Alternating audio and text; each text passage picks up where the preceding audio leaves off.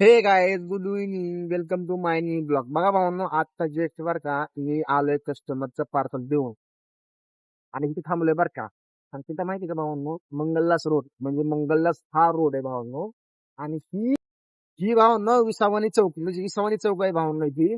आणि हा जातोय तिथं हाळंदीचा रस्ता, हा जातोय पुण्याला आतमध्ये आणि हा जातोय मुंबईचा रस्ता भावांनो. बरोबर का. आणि भावांनो हे बरं का, मी 10 मिनिटं झालं थांबलोय तो बरं का.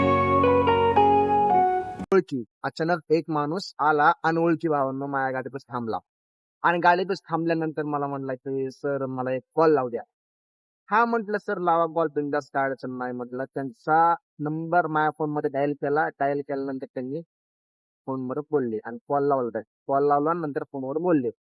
ओके. लावल्यानंतर काय झालं भावांनो, त्यांच्याकडून नंबर जरा चुकीचं व्हायला लागलं 2-3 वेळा. म्हणजे टाईप करताना 2-3 वेळा चुकीचं व्हायला लागलं त्यांच्याकडून बरं का. आणि त्यांच्याकडून होते म्हणून ना, मी स्वतः कन्फ्युज झालो भावांनो. आला ही दुसरीकडचा नंबर लागला नाही कोणाला.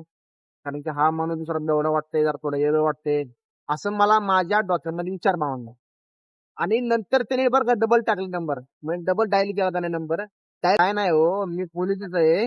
त्याचा फोन आहे ना 1% होता, 1% असतानाच मी घरी कॉल करून बोलत होतो. आणि तेवढ्यात माझा फोन आहे ना स्टप पडला असं बोलले. बट काय विषय नाही भाऊंनो, मग परत काय झालं माहिती का, कॉल गेला, बोलले त्यांनी घरी. आणि त्यांनी बरं का फोर व्हीलर बुक केली.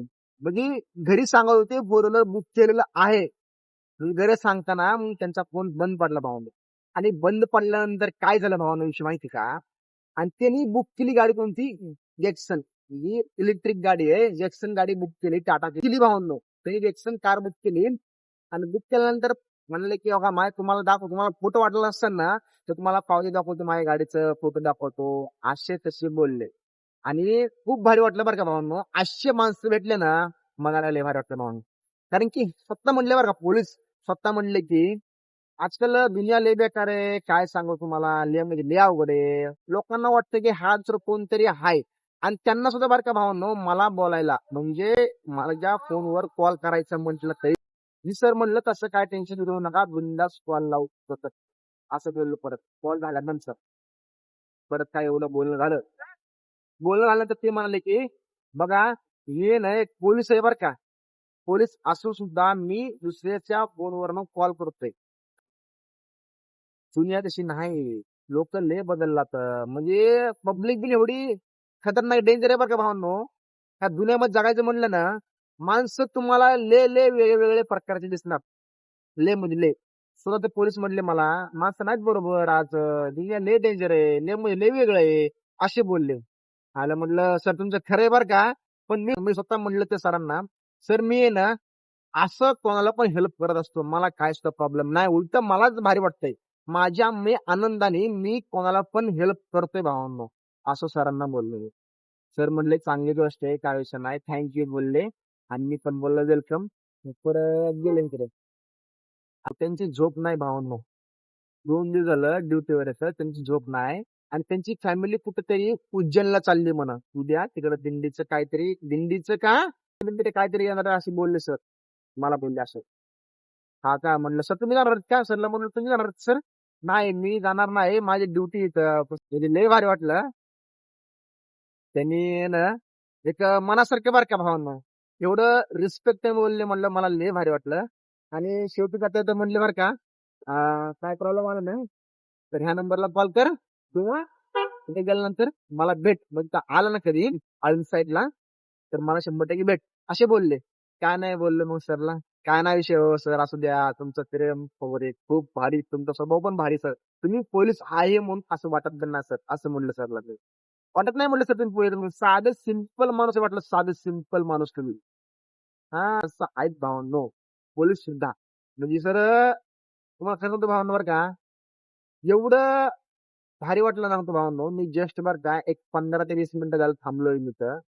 मी हा अशी हेल्प करायला भावनो ना मला लय भारी वाटतं. मला हेल्प करायला खूप म्हणजे खूप भारी वाटतं. मी प्रत्येक माणसाला हेल्प करतो भावनो, प्रत्येक माणसाला. कोणाच्या आता मी भावनो म्हणून का, मी देऊ साईड नाही येतो बरं कामामध्ये, बघा पुण्यामध्ये आतमध्ये कामाला येतो. त्या टायमिंगला मला हात कोण पण करतंय असं, थांबा थांबा म्हणून हात करतोय. जस्ट मी मागे बसतो माझ्या मग काय काय असताना किंवा थोडंफार काय असलं तरी पण ना मॅरेज करून बसत भाऊ एखाद्या माणूस असतं माहिती भाऊ आपला सारखे आपला संवाद भाऊ माहिती आहे तुम्हाला राहिलं पाहिजे माणसाला पण आपण ओळखून घेतलं पाहिजे भावनो कुठला माणूस कसा आहे हा पण आपल्याला समजलं भावनो कुठल्याही माणसाला बसवायचं असं नाही होणं भावावर आणि मी भावना बरं का मी पुण्याऱ्या माणसांना किंवा कुठल्या म्हणजे थोडं कळतंय भावना आपल्याला असं पण नाही कळणार नाही आपल्याला त्या माणसाला बघितल्यानंतर कळतंय की आपण कुठल्या माणसाला बसवणार नाही कुठल्या माणसाला बसवू शकतो कुठल्या माणसाला बसवणार नाही ती पण कळते भावना पण चांगल्या पद्धतीने चांगला माणूस दिसला खरं आपल्याला बसवायला काय अडचण नाही भावना बरोबर बघा बघा भावना एवढे गाडीत ना तुम्ही खूप ट्रॉफिक आहे आणि आता भावना 10 नावाकडे आवडली भावना तरी पण ट्रॉफिक आलं नाही अजून. मला काय ऑर्डर पडले नाही भावना ऑर्डर केव्हा पडून बट सांगता येणार नाही मी बासाठी रूमवर जाणार रूमवर गेल्यानंतर आणि ब्लॉग पण डिलीट करायचे भावनो मी आज दिवसभरामध्ये बघा मग तर सांगतो बघा इमानदारी भावनो कम से कम 3 ते 4 ब्लॉग मी बनवले जात स्वतः बरं भावनो कारण की आहे ना मी मला पब्लिक डिग्री बघत नाही भावना आपण हे कोण मला बघतंय कोण काय बोलतंय ही काय नाही ह्याकडे आपण कधीच लक्ष देत नाही भावांनो तुम्हाला पण सांगतो मी तुम्हाला सांगतो भावना मी त्या गोष्टीकडे आपण कशाला लक्ष द्यायचं भावांनो आपलं ब्लॉगिंग भलं आपण भलं आणि आपलं काम भलं सपला विषय भावांनो इथं. म्हणून लक्ष द्यायचं नाही भावांनो चला भावांनो आई होप आपको ये ब्लॉग अच्छा लगा होगा लाइक करना और शेयर करना और चैनल को सब्सक्राइब नहीं करना